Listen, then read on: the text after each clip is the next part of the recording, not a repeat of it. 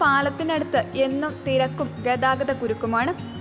ഇതൊരു ടൗണൊന്നുമല്ല, ആകെയുള്ളത് ഒരു പെട്ടിക്കട മാത്രം. അവിടുത്തെ പരിപ്പുവടയുടെ രുചി ആസ്വദിക്കാൻ എത്തുന്നവരുടെ തിരക്കാണിവിടെ അനുഭവപ്പെടുന്നത്.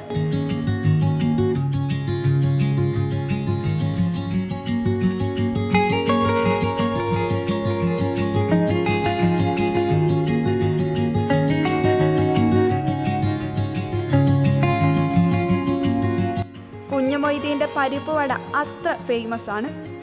സാധാരണയിൽ കവിഞ്ഞ വലുപ്പവും കൂടെ 10 രൂപയും. ഇതിനേക്കാളെല്ലാം ഉപരി ചൂടുള്ളതും. പരിപ്പുവട മാത്രമല്ല കേട്ടോ, പഴംപൊരിയും ഉഴുന്നുവടയും ഒക്കെ ഉണ്ട്. പക്ഷേ ഫേമസ് പരിപ്പുവട തന്നെ, കൂട്ടത്തിൽ സൂപ്പർ ചായയും.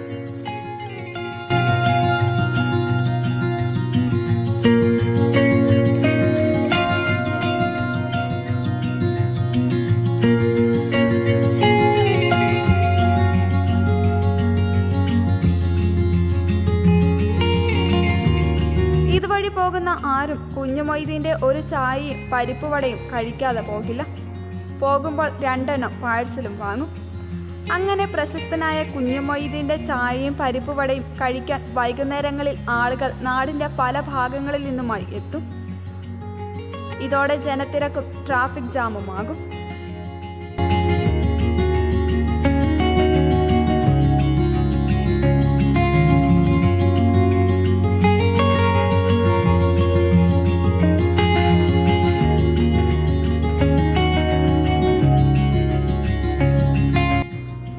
മണിക്ക് ശേഷമേ മൊയ്തീൻ കട തുറക്കൂ.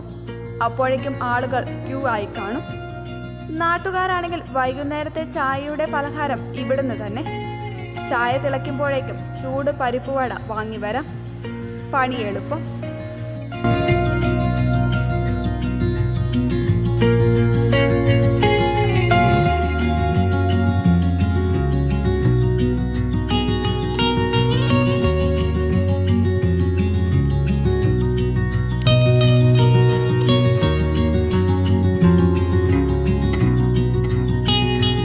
ഹോട്ടലുകളും 12 രൂപ കടിക്ക് വാങ്ങുമ്പോൾ ഇവിടെ 10 രൂപയേ ഉള്ളൂ. അതും മറ്റുള്ള എല്ലായിടത്തേക്കാൾ വലിയ വലിപ്പമുള്ളവയും. എത്ര തിരക്ക് വന്നാലും ആരോടും ദേഷ്യവും പരിഭവവുമില്ലാതെ പരമാവധി വേഗത്തിൽ അവരെ തൃപ്തിപ്പെടുത്തി അയക്കുകയെന്നത് ഇദ്ദേഹത്തിൻ്റെ ഒരു പ്രത്യേകതയാണ്. കൊല്ലാട പാലം എന്ന് പറഞ്ഞാൽ അത് കുഞ്ഞുമൊയ്തീൻ്റെ ചായയിലേക്ക് എന്ന ചിന്തയിലേക്ക്.